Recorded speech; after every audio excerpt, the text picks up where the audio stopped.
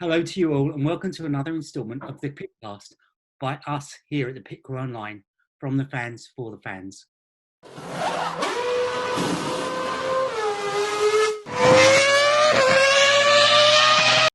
On this special episode, Memories of Silverstone, we look back on some of our favourite races from the start of the track's historic past. I'm your host, Simon, and I'm the editor of the Pit Crew Online. With me are Aaron. Hi guys. Warren. Hello. And last but by no means least, our new Crew On 2 editor, Karen. Oh. Right. So we'll start with the first Silverstone Grand Prix, the 1950 British Grand Prix, formerly known as the Royal Automobile Club Grand Prix d'Europe, incorporating the British Grand Prix. It was a first World Championship event, the home of British motorsports. We've seen some amazing races, some highs and lows, victories and crashes. Today we're going to discuss some of those events in the run-up to an historic double-header at the Northamptonshire circuit. Let's get back to the beginning and see where Formula One racing began. What can you tell us about that first race, Karen? It was held at Silverstone on the 13th of May, 1950. And it was as well as it being the first Formula One World Championship race, it was the 5th British Grand Prix to be held at Silverstone after racing resumed after the war. And it was the first race of 7 in the 1950 World Championship of Drivers. So only 7 races in the 1950 World Championship. Yeah, can you believe that? It's changed a little bit back now, hasn't it? That's set a precedent, hasn't it? So this year we've already had 3 already? Yes. It'd be 5 in a couple of weeks' time. So we've had some great races there. What stands out for you? What race stands out for you most, Warren? Oh, crikey. Probably the first British Grand Prix I watched would have been 1991, when finally Mansell took I think it was the first victory of the season during that year, after bucket loads of reliability problems that him and Williams with their Renault engine experienced during that season. So yeah, that's kind of my first memory of the British Grand Prix is that race. You're going to steal my thunder because that's also the race that I would have gone for, because it was Nigel's, I think it was his 3rd British victory at Silverstone. And obviously, you'll know this more than anyone else. My Twitter handle is the F1 Taxi, which actually came from that race, where on the closing stages, when I think Senna was 3rd at the time, his car stopped. And Mansell went on to win the race, and on his in lap he picked up Senna, and Senna sat on his side pod and he drove him back into the pits, hence the F1 Taxi. I know you're probably too young for that one, aren't you, Aaron? Yeah, I've seen highlights of it and many others, but I think the first one I remember, 2002, I think, 2002, 2003, when I think Rubens Barrichello won it 2003. And some guy got onto the track and started running down it. Cornelius Horan, I think his name was. God, where did you get that one from? I've got a weird memory for things like that. If it's stuff that's important, I don't remember it. Was he wearing a kilt? Was that him? And the Yeah, flags? yeah. And the marshal tackled him. Yeah. Wow, that's a good memory. I remember. Do you remember what happened in the 1999 Formula One race at Silverstone? Was that no, it was 98, wasn't it, where Schumacher pitted on the last lap? Is Schumacher related? I'm sorry, I'm throwing. Oh yeah, he broke his leg, didn't he? Yeah. I've been thinking about that and trying to remember the circumstance, but I didn't realise it happened so early on in the race. I think it was Jacques Villeneuve failed to start, and I think before the race got going again, I think it might have happened. Well, that's how it seemed on the I can't remember. I did YouTube it to have a look. I'm not that clever. So, It was very early in the race, Simon. That particular incident. It might have even been lap 1, and they had to I think they restarted the race. Yeah. From what I saw was trying to refamiliarise myself. I think it was Jacques. He couldn't get off the grid in his BAR, and they had to slow everything down. I don't think they had virtual safety car then. And then get going, before they could get going, he'd already crashed. So a question from Chris was, Chris, one of our Formula One guys, discuss the best passes at Silverstone. It's a really good question. Can you remember any particular passes, Karen? God, the one where Alonso was passing. Sorry. No, Alonso was passing Vettel. Oh, okay. And I can't remember which race that was. No. I know it was Alonso and Vettel, but I can't remember which race. I'm sorry. I'll tell you an overtake you'll all remember. Okay. Mansell on PK in '87. Oh, yes. That's one of my favourite races. Even if you weren't born then, you would know about that overtake. Yeah. The animosity between the two of them was, I think that was where it was around that time that Mansell admitted that PK had said to him, "Your wife is ugly," something like that. He used to, the mind games were brilliant from PK. We all hated him at the time. Yeah, they didn't get on.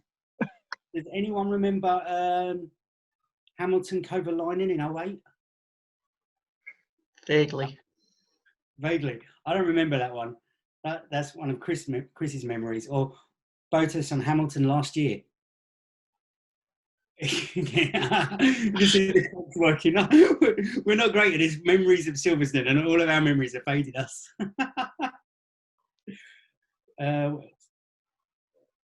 So we're back to. We go back to the '87 Grand Prix with Mansell at Silverstone with PK.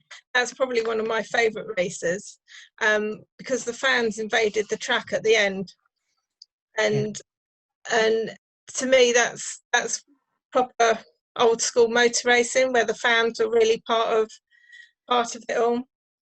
And in those days, the drivers stayed on the in the infield in the tents with the fans. And Mansell said after that one, after the race, he went back to the pits with the fans, had a barbecue, played some football, and then watched the highlights on the race. And to me, that's real old school, proper racing, how it used to be and how it should be really now.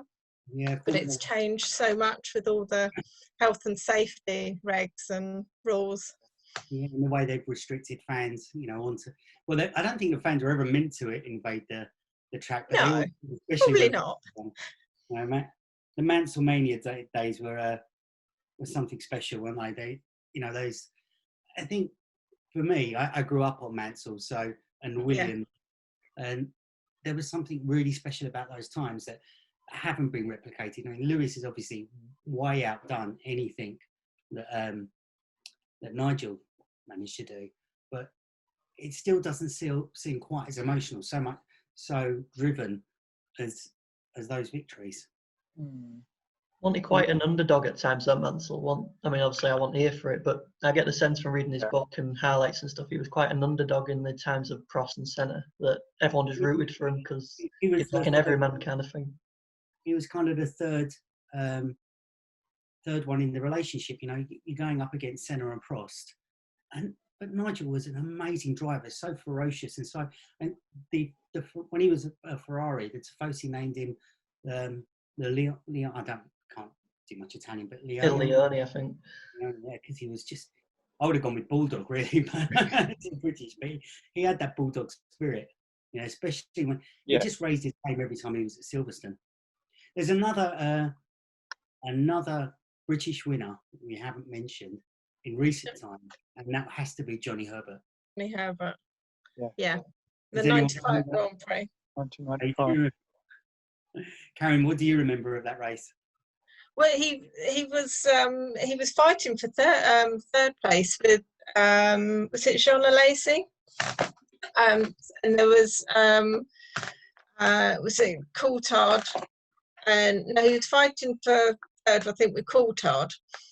And but the race was dominated by Schumacher and Hill. But they collided on a pass, forcing them to retire. And then Coulthard was first, and then it was Herbert, and then Alesi. But then Coulthard got a grid penalty for speeding in the pit lane, so he was bumped third. So Herbert won, which was amazing because everyone loves Johnny Herbert, even now. Warren will remember this, but they had him on the podium. They had him up on their shoulders, didn't they? Do you remember who that was? Who was second and third? What was it? Was Brundle there in the McLaren? I was going to say Eddie Irvine, but I can't remember. I remember the scene. You can remember them getting him up on the shoulders. Again, memory. It's terrible. Alesi was second, wasn't he? And Coulthard was third, wasn't it? Yeah, well, it's definitely a British driver. So Coulthard, yeah, I think it was Coulthard. Yeah. Coulthard himself won the British Grand Prix. He did. Has he? Yeah. Yeah, he did, yeah. Yeah, he did 2 years in a row, didn't he?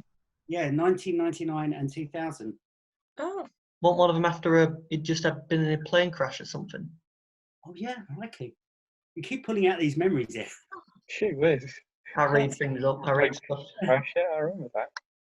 Now that you bring that up, Aaron. It's amazing the stuff you kind of take in at the time. You think, wow, that's really, that's something I'm going to remember, but you don't. Well, maybe that's just my age again. And Sterling Moss. How many times do you think he won the British Grand Prix? Well, he won Aintree, didn't he? Yeah. Yeah. When he was teammate to Fangio, and he still didn't know. He never knew whether he actually gave him that race or not. So 1957, that would have been 1955. That was Aintree. It was 1957 Silverstone or not? I can't tell you. I know they did it in, I think Aintree was once. I think. That one.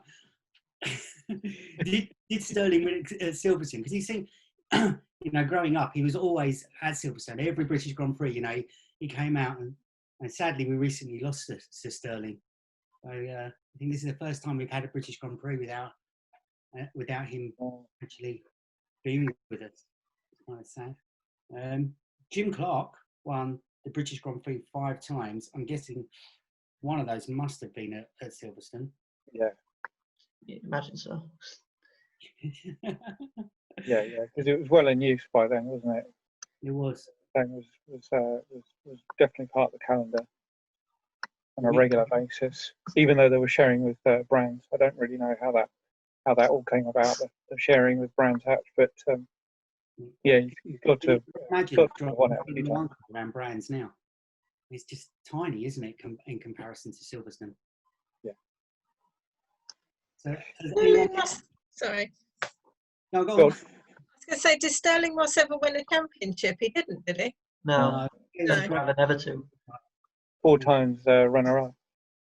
Oh, because he's such a famous, iconic chap in the world of Formula One, and you forget that he didn't actually win a championship.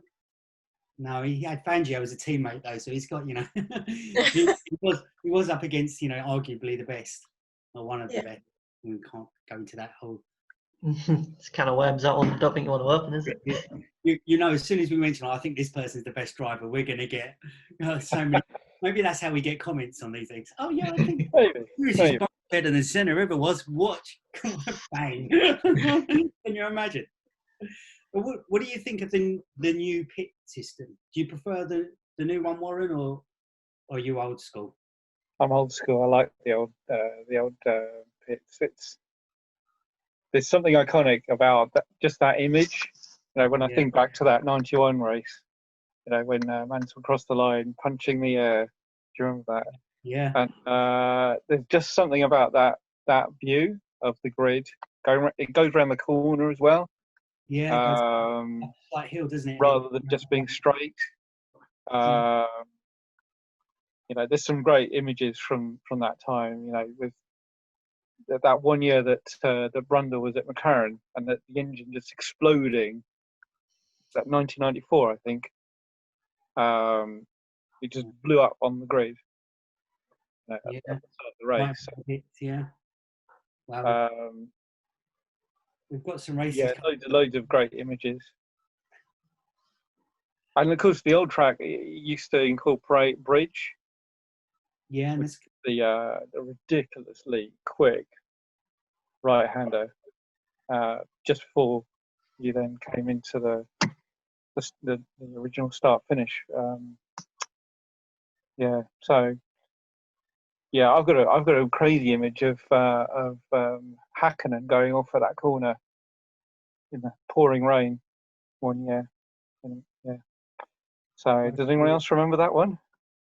I think that was 98. And racing in Silverstone, but not specifically. I was just wondering if anyone knew the driver that won the British Grand Prix in the year they were born. Johnny Herbert. Oh God. Okay. No way. That's made me feel old. I was trying to stay quiet when you were talking about it, but. Oh, great. Did you know who won it with you, Jackie? Karen, sorry. Jackie on the mic. I'm working that Friday night. Oh, someone's going to kill me now. No, I don't know, but I'm going to have to find that out. So I'd be very interested to know.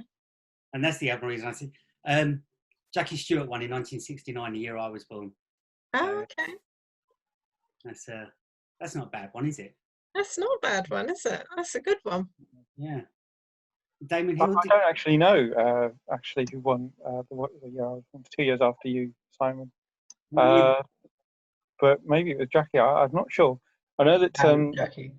he won a race on the day I was born. So Oh. I think that was the Italian Grand Prix. So there you go. I think Niki Lauda won. That's another. Seems like a blast. It doesn't seem. You talk about Niki Lauda and you think he's still there, don't you? It's so recent, but he won. I don't know what year he won in. Was that 84? He won it in the year that he was the third-time champion. You think?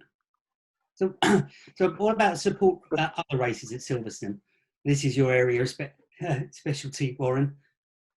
So I've looked at a few races there. So mainly world endurance actually. In the recent years, 2016 and 2015, I went actually as well. Going to see the world endurance, it's a totally different experience to anything you get in Formula One, because the paddock is completely open, even the whole the wing and so on. So they use the same paddock as the Formula One.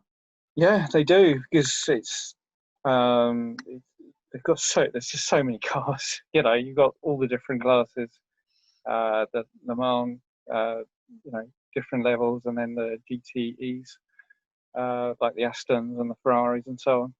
So yeah, it is quite different. And one of the years that I went, I think it was the first year I went, 2015.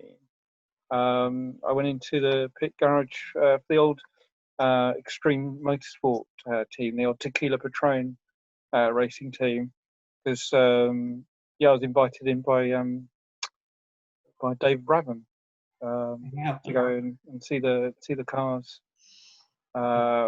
They scored a podium, but they were subsequently disqualified because of some problem. But the co-driver was Ryan Doziel. I'm not even sure if I'm pronouncing his name correctly, but they were racing the 31, and they got the podium, but then were disqualified. But it was his birthday, so bit of a gutting experience for the Scot that lives in America these days, I gather. Anyone else? Karen, is it what bike race is there at Silverstone? Oh gosh, there aren't really anymore, are there? That's shameful, isn't it? You'd think MotoGP would be there. Do not go there. Is this it? No. I don't know. I wasn't expecting that one. Yes. Keep throwing people under the bus as I go. You do, don't you? No, I don't know. I know I used to go watch truck racing at Silverstone. That was huge fun, and you could go into the pits and walk around. It was very, very relaxed there. But that was enormous fun watching that at Silverstone. What about British touring car, Aaron? Yes. Yeah. Obviously, the big race that comes to mind when you talk about touring cars is 1992, when Tim Harvey won the championship, when John Cleland and Steve Soper crashed, prompting the Man's an Animal. It's very good on YouTube. You should find it.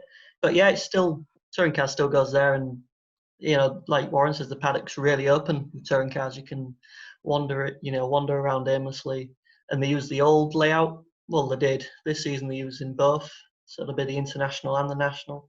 So I've been in the old garages, which they're awesome. They're massive, compared to ones like Brands Hatch and other circuits. They are huge, but there's a real aura around the place. When I've been, you can tell there's just so much history steeped in the circuit, in around it, and all that.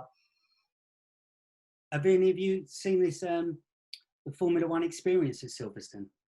New interactive feature they've got there, like a museum. I guess it's taken over from what we had at Donington. We had all those Williams and McLarens at Donington. I don't think they've got that many cars there, but they've got a few. It looks quite interesting. Does look interesting. And I think it's actually open despite all that's going on in the world. But, despite the 1950 Grand Prix being the first World Championship event, there was actually a race. The first race of the modern era, they say, was 1948. I thought it was I truly believed it was 1950, and that was the first one. So have a brief talk about the upcoming double header. Be rude not to, wouldn't it? Yeah. Who do you think's going to win this one? I'll start with you, Aaron, as you're there. I mean, it's hard to deny Hamilton, isn't it? He just seems to come alive at Silverstone. Much like Mansell in the 90s, I think he must just get a buzz off the home crowd. That problem this year, is it? No, well, that is that far ahead. I think there's only Bottas that can fight him, really, unless both of them retire. I can't see either of them not winning it. No. Karen, who do you think will win? I'm rooting for Max Verstappen. I really like him. I think he's a really nice young chap. He's got personality as well that goes with it. I really hope that he can make a mark this year at Silverstone. And Warren? Well, I'm going to go. I think Bottas might take this one because we saw, I think, that first race in Austria. We saw quite a determined drive. I thought. I was surprised actually how much he dominated the race. So I think Bottas could actually take his first British Grand Prix victory and sort of get up there with all those other things that have won the race, like Raikkonen and I'm guessing Raikkonen won it. I can't remember actually, but there's lots of things that surely have won the British Grand Prix, and surely Bottas is going to join them this year, I reckon. It wouldn't be. I think unfortunately, I think it's going to be a Mercedes victory, and I am, a Lewis fan. I just like to see British drivers do well. It's just, I guess that was bred into me from the Mansell era. Although, latterly I do. There are other drivers. I'm not full on nationalistic, so I'd really like Alex Albon to do well. I'd really love him to get on the podium. I'd like to see I always want to see the Williams do well, but it's going to be an eerie event. I mean, obviously we've had 3 Grand Prix now, but Silverstone is such a renowned fan-based arena, for want of a better word. It's just going to be very odd. Yeah, that is going to be strange. Yeah, very odd. And they haven't named the second Grand Prix anything different, have they? It's still. I think it's just the anniversary race or something, isn't it? Something weird like that, like 70th anniversary. Whose anniversary? Oh, their anniversary. Damn. See, yeah, it's a 70. See, they're going with the 70 as well. This is what throws us. So from 1950 to 2020, 70 years. So they're totally ignoring that 1948 race. I remember when the 1000th race came around last year, everyone was complaining, saying, no, it was only the 990th or something like that. Like, there was loads of red tape and, you know, loopholes, and they're like, this isn't the 1000th race, guys. We've got to wait a bit yet for that. My big takeaway from this whole conversation is that first Formula One season of 7 races. I mean, when I first started, I don't think it was more than 13 or 14 races. But there was many more cars, many. You had to pre-qualify. Yeah. I remember going to Silverstone and watching all the pre-qualifying and going to the tests at Silverstone. There's something else that we don't have anymore. We used to just go to the Silverstone is very expensive. I don't know if anyone been to Formula One there lately? Yeah, I went 2018. Yeah, and it's expensive, isn't it, Aaron? It's ridiculous. You know, I mean, when we got in there, we was a bit hungry, so I was like, oh, I'll go find something to eat. I think a burger cost me 10 quid. Yeah, I was going to say you need to take a packed lunch. Yeah, I learned that lesson the hard way, didn't I? It's just, I mean, what pisses me off is they say when they're advertising, when you get the emails, finance available. I don't want to pay finance on a Grand Prix ticket because crazy, isn't it? Yeah, I bought my Barcelona ticket, which was 2015. I bought the seat for the year, so I could have gone to MotoGP and any other event that was there. Wow! On the grandstand, and that was, I think it was only like 170 euros, or something like that. It was cheaper than buying a grandstand ticket for way cheaper than buying any ticket for Silverstone. And by the time I'd worked out the going there, accommodation, whatever, it worked out about £500 or £600, and it was an adventure. And I can't get that out of my mind. I can't personally, as much as I love the British Grand Prix, I can't justify spending that kind of money to go there and not get the car out of the car park at the end of the day if it's rained.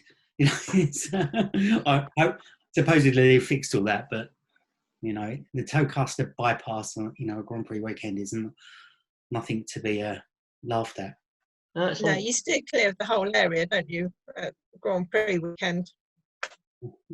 I've got this vision of this McDonald's. I can't remember who had actually gone into this McDonald's. I'm sure it was one of the drivers that popped into McDonald's, and I've never seen so many people outside of McDonald's in my life, and they just parked up anywhere. The British fans are like, they don't care. They see something, they're going to go for it. But yeah. Going to miss all those, all those Instagram and Facebook posts of people at Silverstone camping and Johnny walking around the campsites. All the spectators. Anyway, should we leave it there, guys? I mean, we've covered quite a bit, but I'm sure we're going to have much more to talk about after the race. Yeah.